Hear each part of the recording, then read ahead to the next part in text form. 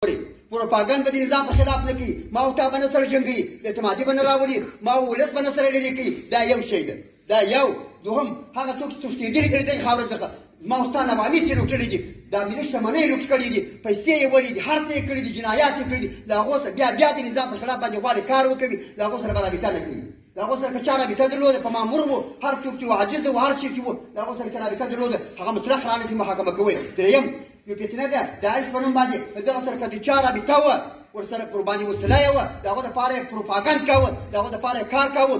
ما او ستا په مابین کې احتشام پېښاوه، هغو ته یې دعوت کاوه، د هغو سره رابطه وه، هر شی چې وه دا د بخښلو وړ جرم نه ده، دا به نه بخښئ، دا به راته شوي محاکمه کوئ به. څلورم ټکی هغه کسان تاسو اداره کې کار کوي، اجازه ورکړه کار دې کوي، صلاحیت ورکړه کار دې واخله، لیکن ګورئ د خپلې خاورې وفادار به وي، پردو ته به غلامي نه کوي، غرب و شرق بل ګاونډي و بل شعوبات ته به غلامي نه کوي، چې غلامي کوي د خپلې خاورې دې وکړي، د اسلامي نظام دې وکړي. نو ما او تا سره دې همکار وي، نو ما او تا سره دې اوږه په اوږه وي، زما او ستا ورور ده. دا څلور ټکي که چا پر ځای شوه، هغه زما او ستا د نظام سړی ده، ما او ستا مامور ده، امیر مو دې بلکې راباندې مشر دې کړي، والي دې کړي، هر شی دې کړي، لیکن دغه څلور شیان پام کې نه شي.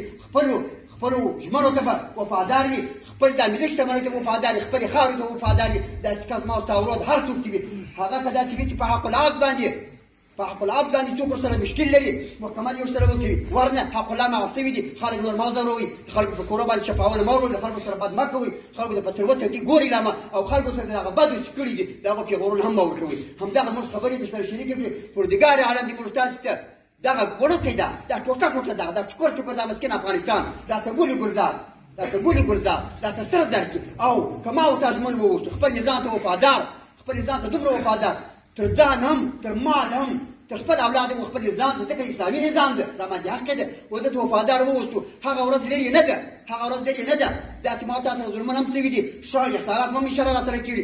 ما او ستا نظام به هم رسمي نظام وي، هم به آباد افغانستان وي، هم به آزاد افغانستان وي، هم به زما او ستا افغانستان د مسلمانانو یو ټاپټوپ وي. د مسلمانانو دپاره به د وسایي ځای وي، ولس به هم سوکاله وي، ما او تا به خوشحاله وي، نظام به هم قوي وي، او داسې قوي اردو به ګورې